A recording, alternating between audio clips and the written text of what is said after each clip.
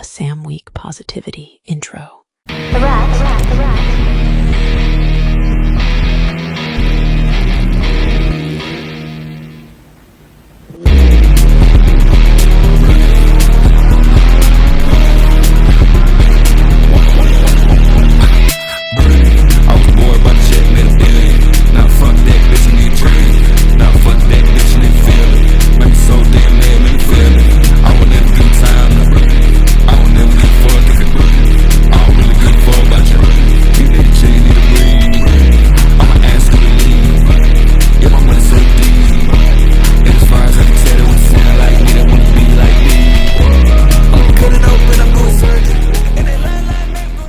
What's up, guys? Welcome back to Large Lads with your leaders of Large Land, Mayor Max, Commissioner Klong, and Senator Sam. Yo. That was a hard one. We back. Highest beef consumption of any town. Bro, Tyson Rittenauer is lucky it's not a Max intro week. It's a Sam Positivity intro week, so I'm leaving it alone. You got me flamed on the Patreon. You said Max is all about positivity, and I had tomatoes. I was done. I didn't even say that. I was crying. So on the Patreon, someone was like, "You guys should fucking shit on Tyson Rittenauer," and I was like, No. After last week's intro, Max has vowed to be a bit more positive, and people sent tomato emojis. Dude, I got shamed in the group chat for something I didn't even do. I was crying, laughing. I was like, "We're gonna be more peaceful." Tomato emoji. Tomato. Be negative. I had a couple good ones though. We'll see how rowdy I'm feeling. Max had some crazy. We'll see. That one guy didn't like it because it was a bad vibe intro. Yep. But some people thought it was our greatest intro ever. Max has had some of the most out. Max has just been sitting in the office and be like, "Dude, I had another one," and pitches like, "They're good, but they're out of pocket intro." We'll see. We'll see what I come up with. Max was sitting at the desk the other day, and he just kept like turning to me. He was like, "What if I did this?" I was like, "That's the craziest thing I've ever heard." Unleash the Max intros. First age restricted. It wouldn't be the first.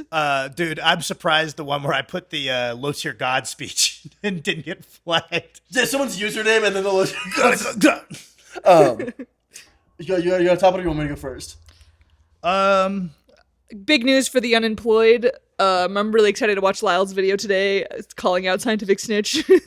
Kirsten is a huge Lyle McDonald fan, which is so on brand and so funny.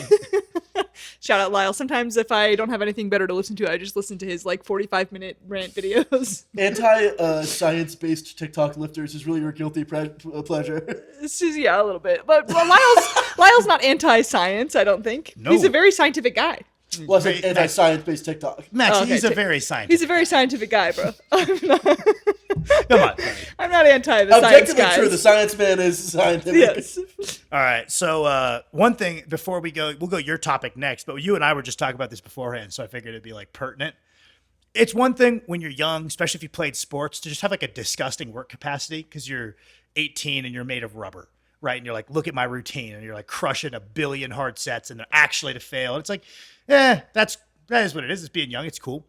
Every time I meet a long time older lifter that has like a monster work capacity where they like show me what they do in a week, I'm like, dude, this guy is such a beast because it's all, sure, maybe genetics are part of it, but 99% of the time it's that they have spent 20 years making their body be able to keep up with this much work. And they're always so diesel. Like the nasty workload 40-year-old guy in the gym, so diesel every time. The big attachment to like strong on any day guys, or like just like massive splits every single day.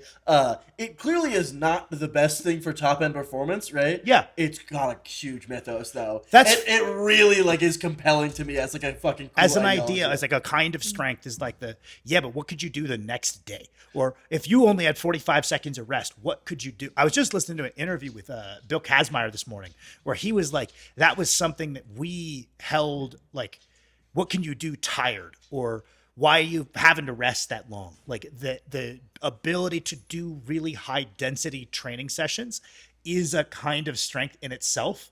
And he's like, yeah, sure, guys are like lifting these big weights nowadays, but they can't do that. And that's a kind of strength that's missing in a lot of guys. It's the same thing with like Brian Alsruh back in the day. It's like, could Brian Alsruh have been an 800 puller hypothetically with like longer rest times at what we think is more like optimized top end training?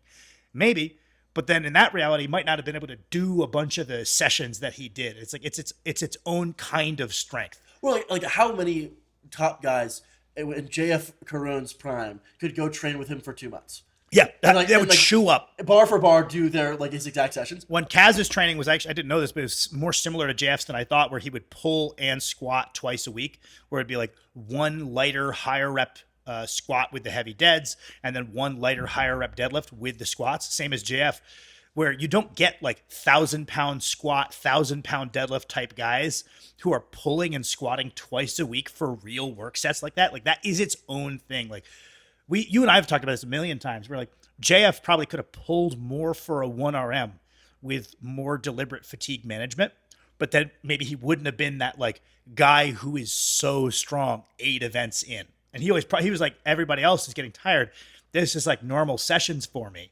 And that is its own kind of like physical trait that's fucking sick. I always like the idea of like Martians land on Earth on any random day. The odds that JF was the most prepared guy on that day were weirdly high. Yeah, JF would just be strong like truly year round. Like huge work capacity, always strong. To be fair, I mean, Z was competing 40 times a year. So he was never out of shape either. Okay, but there was a pocket post Z being gone. Z, that JF prime JF that had a little bit that he was the Iguodala. I want Iguodala. Martians got the laser beam pointed at Earth and they say, "Who's your strongest?" Everybody clowning on Max Kellerman killed me because I've loved Max. I've loved Max Kellerman since I was like real, because he was a boxing commentator and is like insanely knowledgeable about boxing. And I just knew him from the HBO podcast. So then when he got like that ESPN thing and was like having to be the hot take guy against Stephen A. Smith and giving shit, like kind of being balls in his court to give a shit take for Stephen A. Smith to overreact to. And everybody was like, this guy doesn't know shit. I was like, no, he's a genius. I love this guy. No, I swear he's a genius. It's always funny whenever someone's like in the position of having to make inflammatory statements and people are just like, what a fucking idiot. Like that's his job. Not being able to identify that it's like he's being paid a good paycheck to be the bad. Like his job is to take a ball, throw it up for someone to dunk on him. He's supposed to throw aura lobs to the other guy to dunk on him. It's like what Larry Wheels' job is now, which is getting dunked on. Just being like, let me show you what real unathleticism is. Because I'm jacked and a loser, guys. Have I mentioned that I have an OnlyFans addiction? What is the paycheck? Hey, hold on, this isn't positive. What the fuck? I was saying old guys that have sick work capacity are cool. And it's funny because I really like training for that is like that, like, what can you do on your fatigue day? What can you do after a separate big bout? Like, I like training for that, but I find we're going to give it a number, and this number means nothing. But let's say there's 10% more that you could do with better fatigue management and more skill practice, right? Like, Bill Kazmaier probably should have been able to squat 1,000 with how generally strong he was if he was better at the skill of squatting for singles, right? JF probably should have been like even heavier than that for a single. I find that extra 10% so alluring that I'm willing to slow down the training pace, do more sub-max set. Like it's just the idea that like once I've kind of hit the strongest I'll ever be, like let's just say I'm 36 and I'm hitting and after that I've got to downsize. Being this heavy is not that good. The idea that I would have to be the guy who says, well, I could have done 10% more if I optimized my training is like, that kind of sucks. But in terms of like in the moment, I like being the like strong any day of the week, big capacity, work density is something I prioritize guy. But I need that. I need to be able to say that I had that extra. I did the lift. You know what I mean? Mm-hmm. You love training so much that it's almost a detriment. So I feel like you have like a natural predisposition to be like, I'm just gonna be the guy that does more. Yeah. Like, instead of like I'm the guy who like did it perfectly. Like I did more, and I'd rather. I think it was the old Dave Tate. Dave Tate said like if he looks back and he's like, my biggest mistake was training too hard. I can live with that. You know. I need to do the big lift. It's a shitty gym lift anyway. It needs to happen. People are already going to be like, it was a shitty gym lift, which is true. So it better fucking happen at least. Yeah, I always think about that where whenever there's somebody who's really good and they're training in a way that is like non-conventional, right? Yeah. Where you go like, is this perfect for them, or is this them succeeding despite doing something imperfectly? It's right? so hard to tell because I feel like no one has a great eye for it. So they have to default to like rules of like, you have guys who default to the rule of most top guys are getting away with nonsense.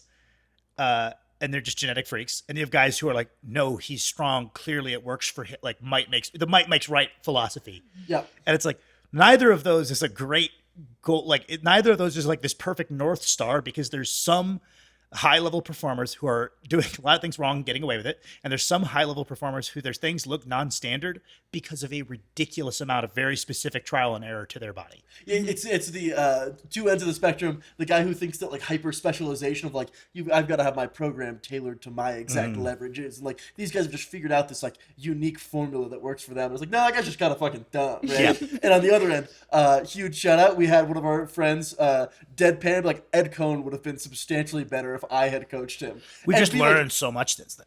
It is such a crazy thing to truly believe that. Yeah, well, it's like the real Dunning-Kruger thing of like once you understand just how useful a second squat day is for a 400-pound squatter, you don't really stop to think that might not be the same thing for a 1,000-pound squatter, right? Like you're just like, well, this is inarguably such a good thing for me and every single guy I coach, and it's like.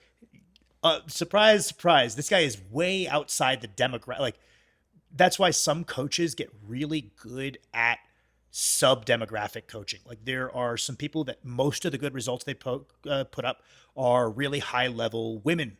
They're even light women, which is like they're programming so much like work. That is their system. They've got a great eye for the volume. They've got a great calibrated for like these are the volumes you need to be able to build up to handling. And then you've got guys who are kind of specialists with big fat untested supers, and they know the recovery curves of a 900 squat type guy, and they're great at getting those guys better. And then you have the guys who either their system is so middle of the road or they are willing to move so far in either direction that they produce really good results across a lot of different sub demographics. And that's always like a real flex as a coach, you know? I was gonna say, and like looking at someone like JF Carone, I'm like, I don't know how much of it is like that dude is durable like anything else, right? And how much of it is training versus like just like a genetic propensity, right? Where like, was he the super workload guy because he built a system that made him into that? Versus how much of that was like a natural predisposition that you're taking advantage of, like, or if I'm just the guy that like it is impossible for me to get injured, right?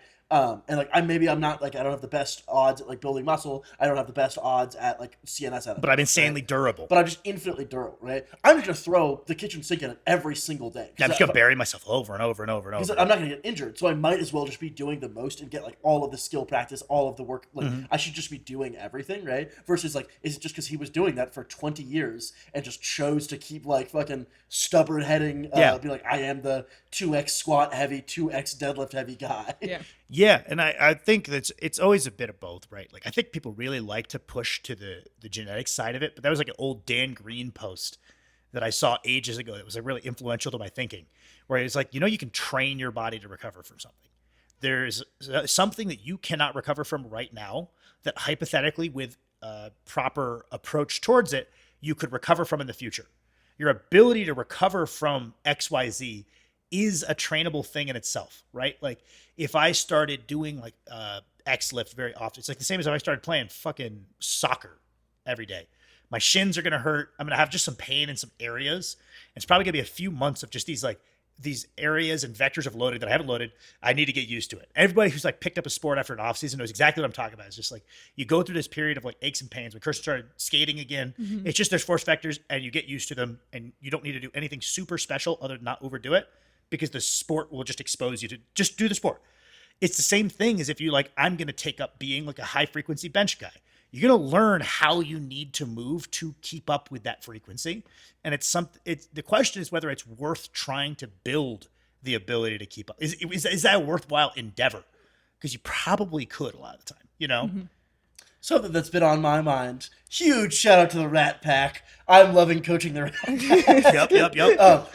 Also, wow, I'm learning how to do a better job of coaching while in meat prep. I was having a hard time That's initially. My number of 3-hour sessions went up, and I was like, oh shit, I gotta start responding more often. But one of the guys, we're having him work on his wrist position right now, right? Huge love for this. This is dude. awesome, by the way. So first session he goes in, it's like, yo, dude, I'm working on my wrist position. So he draws on his hand where he wants to have the bar as like a visual reminder of where it should be. Awesome. Rad. Huge. Second session he goes in and he grabs boxing mitts and he tapes them to the back of his wrist. That way there's like a physical object running into his hand so he can tell if his wrist is coming back. And then the next set he takes pencils and puts them in there Awesome. so his wrist is coming So out to poke him. and stabbing him. And he said that one was stupid. Which is awesome. And also such a good sign. Like, are the boxing mitts the key to good wrist position? Maybe. Probably not, but maybe. They seem to work that session, which is fucking awesome. Yeah. But like going out and trying like slightly wacky ways is such a good sign for like trying like someone who's invested in trying to fix it. And I feel like I was like, that's such a young Max thing. And like I was trying the most stupid bullshit all the time to try and like fix my form, right? And a lot of times like, I probably should just strip back some weight and done some technique work because I was not doing technique work before the age of 16. Yep. But like just like trying those things is clearly a very strong sign of investment, and it kind of goes What back- shows that you're trying to like you've identified a problem, and instead of just being, that's my leverage, like you're actively trying to problem solve, right? And like it's like that's something that so many people don't even engage in the gym in the first place. Is they're just like, okay, I see the sheet and I'm doing. I'm like, you're not thinking while you're doing. You know what I mean? You're not very focused on the session. You check your phone, talking to your friends. It's like at no point are you like looking, you're like, what's wrong with my bench?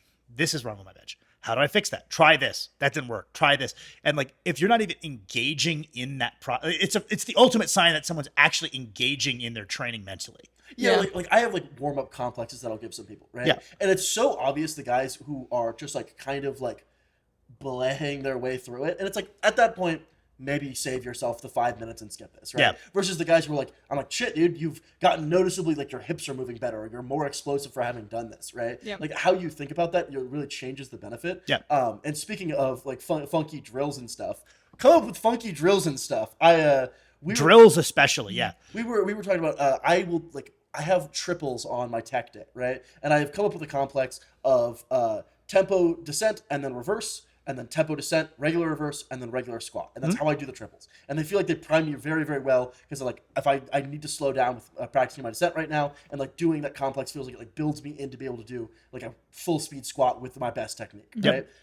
That's not like a perfect scheme for everyone, but like just coming up with that stuff, even if it's like not even that beneficial. I could be wrong, but get a little closer to the mic. If I'm wrong, I'm sorry. I'm doing my best. Makes you think about your technique way more, Yep. right? And like just that bare minimum, be like, maybe I'll do like weird double pause on my warm-ups today. Me and right? Kirsty were just talking about this, where she was trying to cue through the squat because you got your bench press better primarily through like visual, watch the video, cue, watch the So I was trying to just cue my way into my squat being one of my better lifts. One, because it had worked on you got a very nice looking deadlift, you got a very nice looking bench press, and we're trying to cue the squat better and better, and it just wasn't working. And it wasn't until you started playing with some close variations to let the variation or the drill. When Max says drill, he just means a variation, but it's not work sets.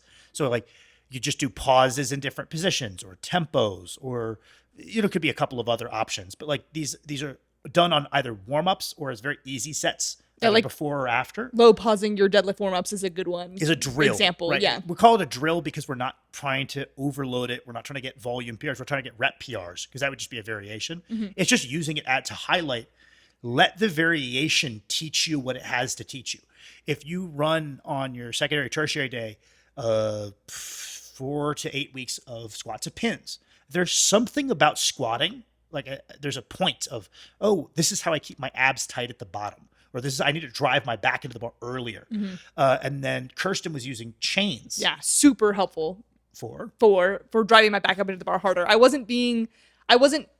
know conceptually moving the weight as fast as you can, no matter how light it is helpful because that's worked so well on my bench. But I was having a really hard time actually doing it, if that makes sense, on my squat. Like I didn't feel like I could cue myself into being explosive. So having the chains on there just for my warm-up sets was letting me like just my body propriocepted that I needed to be more explosive because I couldn't for some reason get myself to cue it. Yeah, because you would punch out of the bottom and then Yeah. coast, right? But Right. it's like hypothetically, the higher we get up in a raw lift, the better of a position we're in, the Yeah. more force we should be able to output. So that we should be able to push even harder. But you were just going to a certain amount of force and then coasting. Yeah. And it's having like bad downstream effects. That's what like that was the old conjugate thing was like that's bands and chains are good for maybe even earlier lifters simply because they are like pauses teach tightness at the bottom. Tempo teaches bar like doing tempos will let the squat teach you the bar path. Well, one tenet of good technique is compensatory acceleration. Yeah. Right. And that's kind of the whole like speed work, according to conjugate people, is really technique work. Putting maximal force into the bar is one aspect of good technique. And I think that's where a lot of conjugate guys went awry, was over prioritizing the speed element of a technique day. And a lot of smart conjugate guys that I talk to now are like, no, it's never at the cost of positions. It's just a full stop technique day. Just one of the parts of good technique is maximal intent. And chains teach the maximal intent, or bands teach the maximal intent all the way through the range. And that's something that it's not just strengthening the top range, but it can teach you something about the squat. And some people are like, even for just one lift, they're more passive learners. I'm a very passive learner. Variations and drills is how I improve my technique. Max is a very cue-based learner, right? Of like film, cue, film, cue, film, cue. But sometimes you're like, usually he's a cue-based guy. I'm a drill-based guy. You shouldn't just only use your one though, right? Like Max has had issues that he could not cue away. And we're like, how about we do a drill? And he's like, oh, that fucking fixed it. Yep. And then same thing is like, I'll be like, what fucking exercise do I need to do that teach me to brace? You need to brace, you dumb fuck. You did end up getting absurdly strong abs in your quest to just muscle man your way to. Well, I was like, shit, I'm not using those motherfuckers, so they're probably weak. Usually, because I got a phrase I tell my clients is like, usually if you have a strong part of your body, you're gonna use it. And that's why you can solve a lot of issues by just getting stronger. It's like, I don't push my knees forward. Yeah, you don't want to push your knees forward because your quads are weak. If you improve your quad strength, it'll be pretty intuitive to push them forward sometimes. It's rare that someone has a really strong developed muscle and they're like, I'm not going to use it on my lift. That's just counterintuitive. Your body's pretty good at finding the path of least resistance, and strong muscles represent that. So I was like, I'm not using my abs in my brace. I just need stronger abs. I was like doing like a 45 on my back, standing ab wheels. You did a Kirsten fucking I ab did wheel. Kirsten, Yeah. but that was kneeling though. That's true. Right. So I did all these crazy. My abs got really strong, which is why I didn't hurt my back. You got so strong with like truly no brace. Yeah, I figured it out now though. Yeah, no. Frequency, dude. I feel like the last like 2 years, you like, had way more sessions in which you're like, I'm connected to my brace. I figured out how to brace really like well. Obviously, it's a progressive thing, right? Like obviously, way beginner, I had no brace, and I got a little better, slower than most people because I was so focused on going hard and gaining muscle and like the brute strength element, and I underemphasized technique. But I figured out how to brace really well to make sure I didn't die when I was pulling 3 days a week in the early preparation for the 880 deadlift. And then now in the road to 800 squat, I finally, because I'm squatting way more often, figured out how to brace in my squat. Frequency is I might just be dumb as bricks. I need to do something 2 times. If I'm going to do it 2 times, I need to do a lot of sets, or 3-4 times a week to really refine my motor patterns. I can get stronger. I can get bigger and stronger on a low frequency, but to get more skilled, you do it so well, which is just like, well, I'm going to do it once a week and I'm going to do it really nicely. I need those extra exposures. And especially the pre-fatigue. I only figured out how to brace because I was coming in with my back tired. So I can't just muscle my way. That's what I was going to say. You know, it's good for learning to brace, being really scared of hurting your back. Yeah, pre-fatigued work is what made my technique on squats way better too. Is I was coming in with tired legs. So I can't just muscle man my way through this. I need to be efficient. It's the same reason that like sometimes there'll be like weightlifters who do too little strength work. They're wicked efficient though, because they know they don't have a ton of strength. They're like, I need to be mobile. I need to catch it in the perfect position. People who underemphasize strength end up like by trial by fire needing to have insanely efficient tech. And then you have the other side of the coin of like muscle man guys who lift a lot of weight off of just being muscle man. It's like, well, maybe you need to learn some technique. We could all learn from each other. We were talking, or I was talking to one of the guys at the gym the other day, right? And he was like, "Hey, like, we come watch my squat, right?" And I was like, generally like really solid. You need less squishy shoes. Don't wear running shoes. Yada yada, right? And I was like, honestly, like, you are just like not bracing at all, which is like super common, right? And I was talking to him. And I was like, the biggest thing is you just need to keep trying and like pretending that you're bracing, and that's like that is the only way to learn how to brace is by just like mimicking it, and like it's not gonna feel like you're doing anything. It's gonna feel like you're being a fucking goober. Well, you know what I see a lot? Guys set a brace, Yeah. but they don't know how to initiate their squat without then opening the brace and set extend. hips back, open the rib cage. They The like, brace is boom, gone. great brace, and then just that was Kirsten. That was Kirsten's problem. Yeah. She could not initiate the squat while holding her brace. And then the other thing, because I always want to make sure that people aren't like overly getting like conflicting info from us versus other people they listen to. There are people that use a very extension-centric brace, especially in weightlifting, because that's sport. Partially because it's sport specific. If we're in that more extended posture in our pull for our clean and for our snatch, that's more efficient. You look at lightweight women, moderate weight, lightweight men, you're going to see this really nice extended posture. And in heavyweights, you don't see this great extension. It's because they can't. They're too big. But if they could, they would, right? This more extended posture is really good, and that makes the squat better. And it can work for a high bar squat. I don't believe in this very extension-centric brace for a low bar, and you don't really see it performing at a high level. I also find that the very extension-centric brace is very good for squat for reps, but not necessarily, because I did a very extension-centric brace, and I think that was part of the reason I was able to hit these huge high rep sets, because I was staying so upright. My low back is not going to fatigue as much, and my legs have more work capacity than my low back, like a lot of people. But I don't think it works as well for maximum. And no, I think he would agree with this. I think I never want to say like, oh, this guy who's better than me, he's doing something wrong. So I could be wrong, but I believe Lucas has talked about how his brace is maybe a little too extension centric. And I think that if he were to like, I think Lucas obviously has the strength for 1,000-pound squat. Obviously, he's built like 1,000-pound squatter. He's got the legs of 1,000-pound squatter. He's done the rep sets. But I think if you were to be like, okay, I want to do that, like someone's paying him to do it, or it's at a big contest, I think one of the things he would have to do is get a less extension centric brace, because that's the only way it's going to hold at 1,000 pounds, and like get the abdominals more engaged in the brace. Carlos Reyes did a 800-pound squat with a very extension-centric brace, but he talked about having to like be like a little slower and just focus. Like, if I buckle at all, I miss. I have no margin for error. Yeah. Kirsten, you got anything you've been thinking about? The people want to hear the clong voice. The clong. You could mention how you started training your erectors more directly. That's a good one. Yeah, speaking of bracing, I've always been so scared of hurting my back that I've been... Because Kirsten hurt her back one time bad. Yeah, really early on. Like, what was that, my first year of lifting, Yeah, maybe? her first, like, 6 months of getting into, like, deadlifting, she had, like, a real bad back tweak. Yeah, I think it was on a squat. I, like, went down and I did not come back up, and I, like, couldn't walk or stand for more than, like, 10 minutes for a couple weeks. That was pretty brutal. But it's good for, you know, talking to people who have had back tweaks. I can be like, I can, like, fully empathize with you guys. But after that, I think, obviously, same thing. My brace wasn't good at first, but I've always been really conscious of trying to not hurt my back.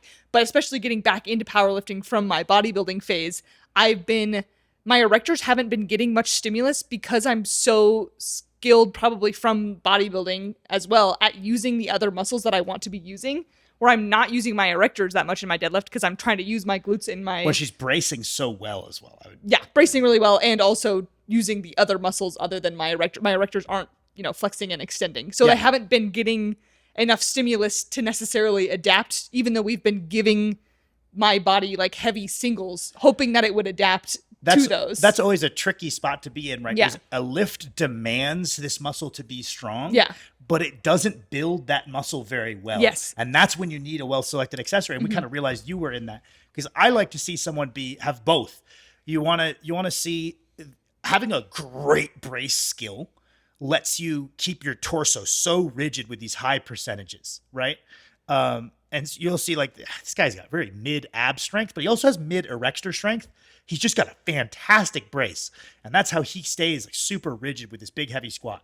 And then you see this guy who has really developed erectors from doing a bunch of round back deadlifts. And he's like, I do a bunch of sit-ups and he'll round to hell, but he won't get hurt. Yeah. And ideally, you are both. Because the problem is that roundy guy can't fucking brace, and that holds back how much, especially squats. Roundy guys have a hard time with squats because they can't brace, and it's kind of tough to do a good squat once you're really rounded over. And then you have the great brace guy, but if he gets out of position, it's not good. He got no, like, if he's out, he's gonna hurt. Like, he's gonna hurt his back. It's gonna be like this setback. Right. And ideally, you're both. You get the crazy brace skill like you got, where your torso integrity is great. You never round your back on a pull. You never round your back on a squat because your brace is really good. But if you do, you hurt. I'm done. So Exactly. It's not So then, going. and that's where like training the torso directly with rounding and unrounding work. Like you're doing seated good mornings, but with dumbbells in your hands. Yeah. It's like seated deadlift type thing. Yeah. Where you round, unround, doing like your sit-ups, active flexion extension training for your torso is what gives you the margin for error.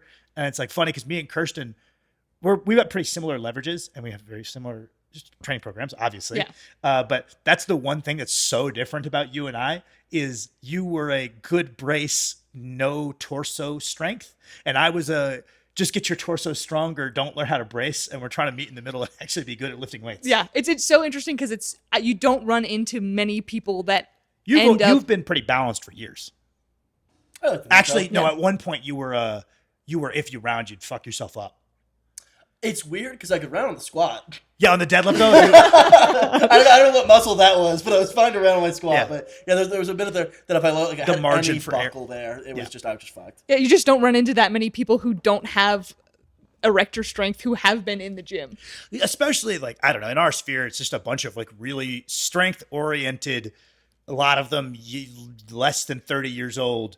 Deadlift is the most badass lift. And it's like, if you've attacked deadlifts, especially if you've attacked them with not much thought about form and you're like an intensity guy, you got erectors. It's so, because people talk about like, I just don't think there's a reason to conventional deadlift for bodybuilding. And it's like, I kind of get it for advanced bodybuilders, but this is my anti-science based opinion for you guys for the episode. I truly, in my heart of hearts, don't think that any of these flexion extension rows, any of these exercises where you round over, like you're like rounding over something, and it's like, this is isolating the erectors. This is best erector. Deadlifts. Best erector exercise, especially if you're not doing them with a perfectly flat back. Nothing grows your erectors You faster. just gotta start doing ugly ass deadlifts. Ugly deadlift. Nothing grows your erectors faster than ugly deadlifts. And then you can be an advanced bodybuilder and be like, I don't need to do anything for my erectors. I don't do deadlifts anymore. But you got to do the deadlifts first, I feel like. A lot of those guys with the really sick, like thick rope erectors did do deadlifts Yeah, at some point. I'm on a bit of a hamstring kick. I think partially because my legs are thick and also because my leverages are bad. For my lockout to be smooth, I need to stay over the bar in my deadlift longer than a lot of people. A lot of people start driving their hips forward. Like, no, start pushing your hips forward early. It's like I get caught on my quads if I do that. So I need to stay over it longer than a lot of people. And to stay over it longer than a lot of people, I need really strong hamstrings. And man, I at some point, like I'm making sure I'm not changing things too often and bailing on things that are working with polar training. I really want to just build a shit ton of work on RDLs. I want to drop out deadlifts for a while and just get obscene at like flat back RDLs. Yeah. Because I see everybody's posting their RDLs. They're like, I do this set. You're doing an exercise. I'm doing a different exercise. If you're just rounding and unrounding, like that exercise probably has its place. Or like Max would be like, this guy, he does 6 plates in his RDLs, but he's really just doing the top 3/4 of a conventional deadlift. It's not very stiff-legged. It's not very flat-backed. But if you're trying to just strengthen hip extension, the back needs to stay relatively locked. I want to get dummy strong at relatively little back movement, pure hip extension. Because I also haven't seen many people, I haven't seen too many sets of giga heavy RDLs where it's true hip extension. Yeah. Other than Martins. Martins says he's taken his to 700. I don't think that guy ever has lied about anything he's ever done. And his form standard on RDLs, it's just below the knee, but it's very flat back. It's immaculate. And so that's like, to me, that represents like one of the heavier. I bet you Sir Dave can't even round his back. So He's also done some monster RDLs. that's what I'm saying. I'm saying I know I've seen him do 660, maybe even more for like 8s. And I'm like, okay, I think I saw him do 770. Cracked leverages, but also pure. It is pure hip extension. So I'm like, I don't know if I'll get up over 7, but I want to do that, and I think that'll set me up for like the next echelon of deadlifting, because I'm convinced that like if I just take my chest supported row to the moon, because that's been feeling insanely helpful for my lat pack in the start of my deadlift, which is subpar. And so I'm like, if I just have a good lat pack and I just have disgustingly big hamstrings, maybe I'll be able to do a really big deadlift. Our gym got a lat pullover, and I've never been more excited about anything in my life. Dude, let's go. That was the lat pullovers. Oh, it feels so good. I every time I've ever used everyone wait for Blood and Piss, my training documentary. One of my best friends from high school, much love to him, Zach. We've mentioned it before. Yes. Longtime viewers will remember maybe a couple of Zach stories. He's a man of great passion, I would say. He's a passionate man. Moments of immense intensity, you know? Yes. When he's working, he works a ton. When he's not working, he doesn't work at all. When he parties, he ruins his whole life. When he's an alcoholic, he's a fucking alcoholic. When he's in AA, he goes to 85 meetings a week. He goes hard at whatever he's doing. And like for like 2 to 3 months, he'll just do that like insano style, right? Yeah. And it's gotten him into some very silly situations, right? But he also loves Dragon Ball Z, right? Yep. And part of that is being like, Goku looks sick, right? Yeah. So he'll have a gym arc about once a year, right? It is so funny watching someone who's clearly like pretty like has a genetic propensity to putting on muscle, right? Yep. Just dedicate their whole life in the stupidest way for a brief period of time and seeing what happens. Because he was in the military for a bit, right? And he's like, dude, it's awesome. I have access to the food hall, which means I can eat infinite amounts of food without running out of money. And I want to have him write down his diet plan because I think like legit went from like 140 to 175 and maintained abs in 3 months, which is like absurd, right? And he was like, main thing, you gotta be drinking cottage cheese. He was like, you gotta think, it's really easy to put it down. And I was like, no, it's not. That's fucking nasty. Drinking it? Yeah. Well, he was like, I would have a meal and then I would drink cottage cheese on the side. It's all protein, you fucking I moron. love cottage cheese, but I will not drink it. It's just crazy. He's like, I hate cottage cheese. Kirsten, this is your problem, bro. I feel like everybody who gets like when you're honestly even guys who get into it like they like haven't been to the gym but they get into it when they're 30. You go through this phase of like hardcore where it's actually just doing dumb shit, but you're like, no, I need chicken shakes.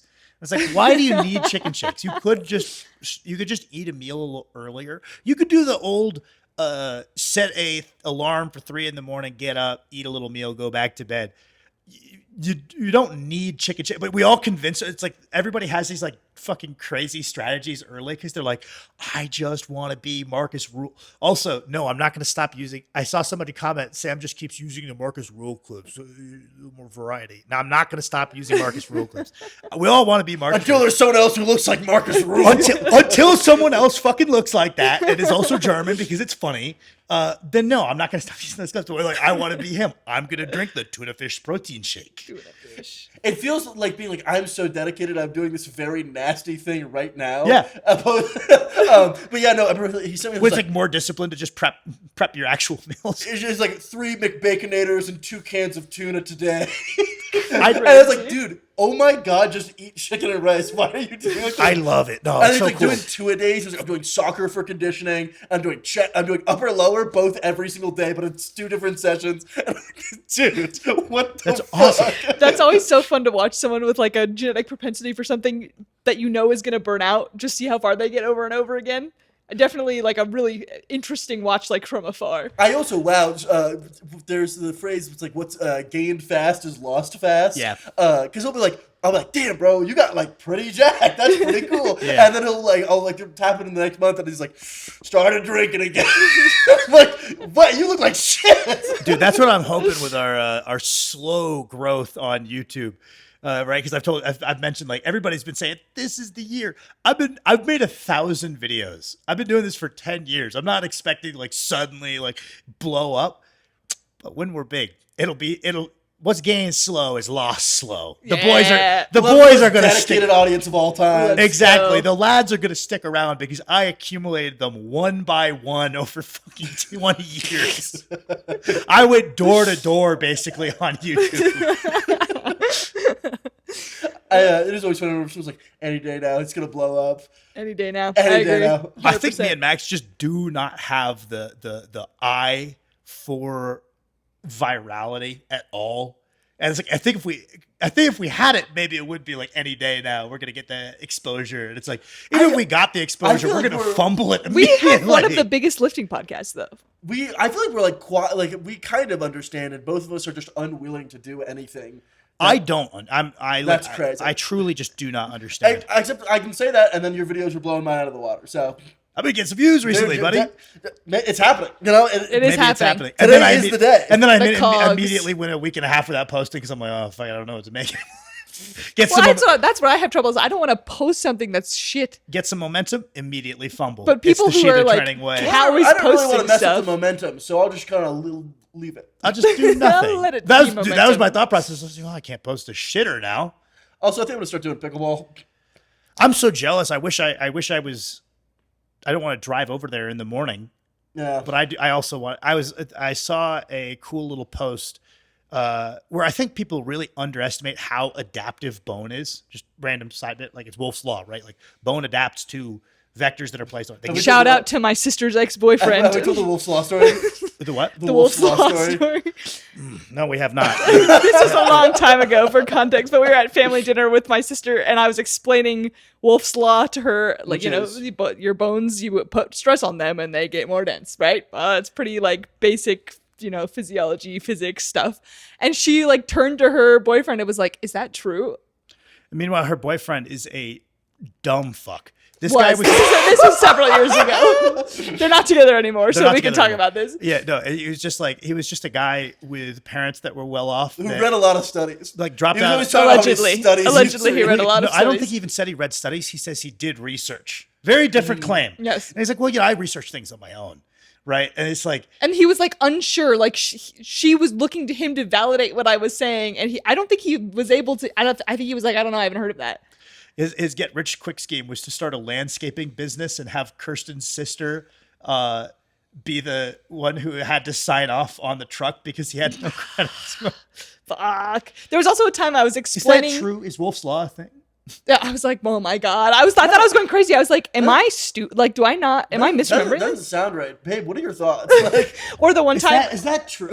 Who the fuck is this guy? there was another time I was explaining like how Fact check just some goober. Like, how like chemicals and receptors work in our bodies, and I was like giving it in like layman's terms, like, oh, this is the receptor and here's the chemical, and she was like, I don't think that's right, and I was like, I have a degree in this. In molecular and molecular and cellular And biology. he was like, I don't think that's how it works. And I'm like, I give up. I should just not talk you about gotta, him. you gotta remember that he did a bunch of research. He did a bunch of research, so he read a lot of blog posts about that. So Your sister also thought I was falling for propaganda because I said phytoestrogens exist. that was funny too. I was like, That was dude, that was Surely funny. no one can rage bait better than a sibling, bro. That dog, is true. If Dude, I Sam, you tried to get me bad the other day.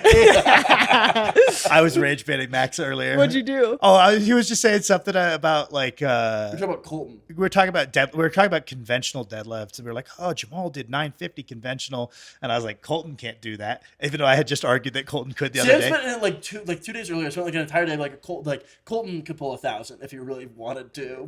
And they were like, he's like, well, Colton's not a fucking 950 deadlifter. And I had him over like, it's like, you're getting me.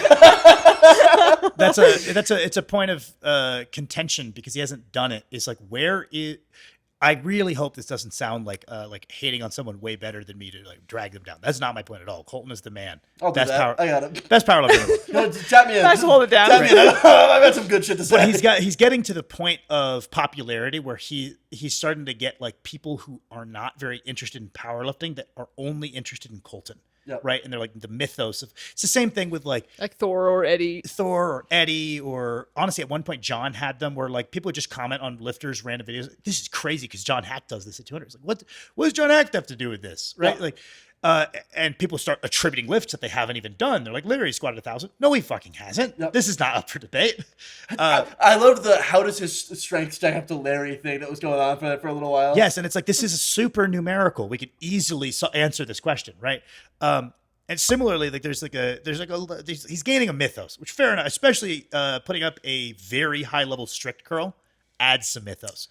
But he said he was going to do a conventional meet and then pulled out, and also has signed up for a stiff bar meet and pulled out. And so it is a legitimate question: is where is the stiff bar deadlift, right? Because John got about, I want to say, 70 pounds out of the stiff from deadlift bar over to stiff bar. It's very impressive that he pulled 870 on a stiffy. A sumo puller is going to see a bigger gap than that, but we haven't seen any of the top sumo guys take a crack at it. We don't know what Dan Grigsby could pull on a stiffy. Jamal could definitely do a big stiffy because his sumo is a little different than others. He's just kind of brute strong, right? Yeah. Like he's not as efficient as some of these other guys. And also Colton is already limited by grip. The thicker bar is going to be even more limiting. And also people are like, oh, but look at all these repetition results he put up conventional. And it's pretty common for sumo guys who do some conventional in the off season to be like weirdly disproportionately good at reps. It doesn't always translate for a single, but he did do 850 for 4.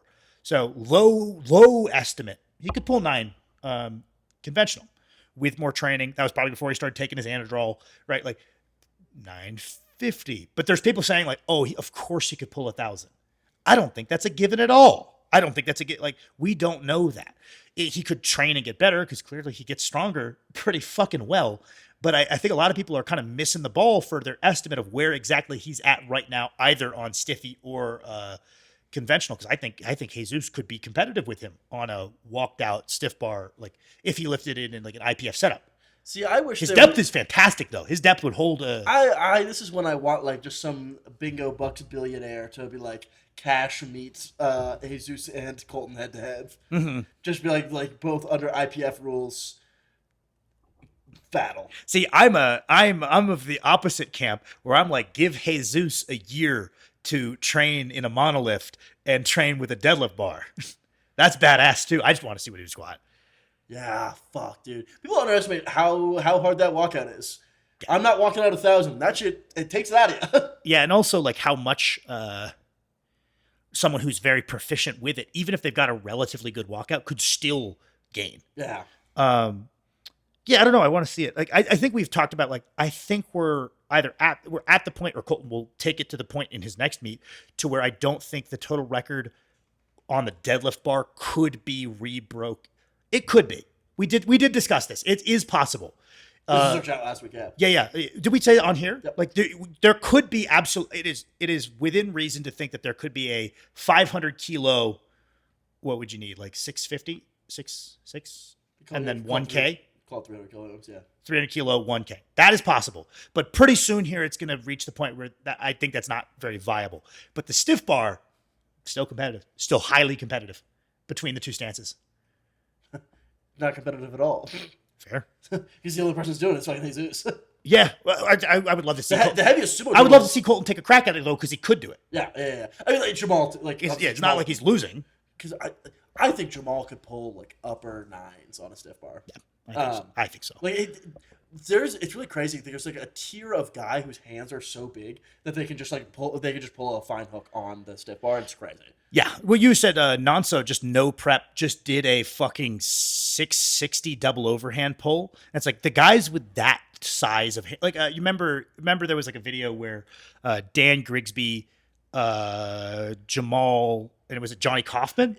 Bob? It was Bob, Dan Grigsby, and Johnny Kaufman. They met up and they all had the same size hands, which is all three of them. Like I've never met someone with the same size, like length of thumb. Yes, right? and it's all three of them. That's such a funny random powerlifting attribute that's like hugely valuable. Long thumb, big hand plus long thumb, and it's like then you can set the kind of hook grip that the rest of us can set on a deadlift bar easily on a stiffy, and then it's just a non-issue.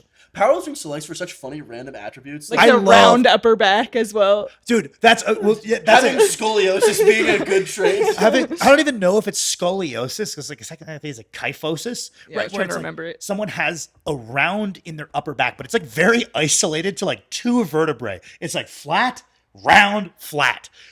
every time I see someone who just has that, I'm like, you could deadlift so. There was just a random. I'll see somebody in public sometimes. I'm like, holy fuck. Yeah, long arms, and they've got that like very specific kyphosis. You could no prep 800. I swear to God. Because it's like it optimizes your start position, but is still really easy to undo at the top. Like undoing lower back rounding is really tough at the top, but undoing upper back rounding is relatively easy. And so you're just like predisposed to that, just like kink in the upper back. I remember. Perfect upper back. Was it Steve Gentili also had that?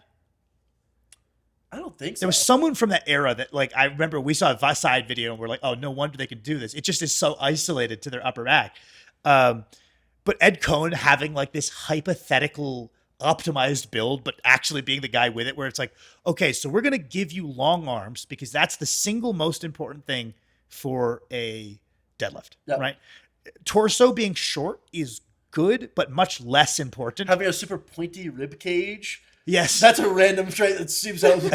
So we're going to give you giant hands, but we're going to make you 5'5". Yep. And then we're going to give you long arms, but you're going to have the opposite build of everybody else with long arms, where you're actually going to have a long torso to go with the long arms and short legs. So squatting and deadlifting feels great. You're going to be super wide for more stability on the squat. You know? Yeah. You're going to be the only guy who is built simultaneously for squats and pulls.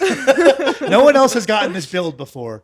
And then you're going to have a big rib cage and that long torso, short arms, especially short lower arms, is the most important, right? But having a long torso is very good as well, because it represents just a slightly higher arch. It doesn't need to be way higher, just a little higher arch. And there was this Russian bench lady was talking about that. She was like, short arms is good, but also a long torso is an underrated bench attribute. It's also it makes, if you got short arms and a long torso, man, deadlifts feel hard.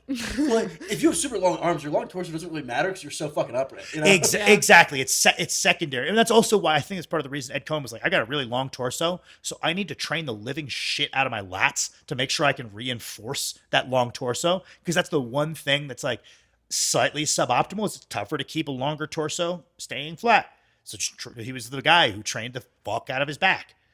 I think about sports and like what they select for. Where like I think it's like true ambidexterity is like ridiculously overrepresented in boxing and fencing, which is like it's super beneficial to have. Like, well, how much of that is causal though? Is like it was identified that southpaws have an advantage because people have less experience fighting against southpaws, and so a lot of coaches will switch young athletes to a southpaw stance even if they're right-handed. And it's like, do you just fucking end up being ambidextrous? I don't know. Like, ish. Yeah, because I don't know if we have like a way to like actually like calibrate for true ambidexterity, right? Yeah. I just saw something saying like it's just like it is an insanely rare trait to be like true, like because you can just learn how to use your left hand, especially if you start early, right? Yeah. But like saying like people who just naturally are equally as good, and like that Mic closer. whatever percent of people that applies to is like super found in boxing, right? Move the mic up. What? Move the mic up. You just keep leaning back.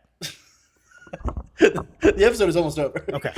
But like the traits that select for like sprinting and weightlifting being like kind of almost opposite, like you want like long fingers. So this is something that I've found very interesting though, Max. In the lighter weight classes in weightlifting, yes, you see everybody says the ideal build for weightlifting. Kirsten and I have talked about this a bunch, where everybody says, "Oh, the ideal build is this long torso, stubby guy." Yep. Right? Like look at the Chinese team, long torso, stubby guy. It leads to the aesthetic back squats. Well, back squats isn't the sport. You also see a bunch of more normally or slightly longer limbed lifters in the more mid to higher weight classes. Yeah, like the 90 kilo, like Carlos Nassar is not built like how you would imagine, right? Yeah, or like there was a gentleman on like the Colombian team that like, Lasha's not that stubby, man. Like some of the taller athletes. And this is something that I didn't appreciate as someone who's not super intimately familiar with the sport, was I was always of the opinion that, okay, lower body strength for weightlifting is mostly just you have squatting strength and you have pulling strength or hinging strength, right? And I always understood it as like these stubby guys, like the Chinese weightlifting team, like they've got strong pulls, but it wasn't like mind blowing to me, right? So I'm like, okay, so this of the two, the squatting strength is more important than the hinging strength. But then I started like watching a little bit more weightlifting. I started learning a little bit more weightlifting history.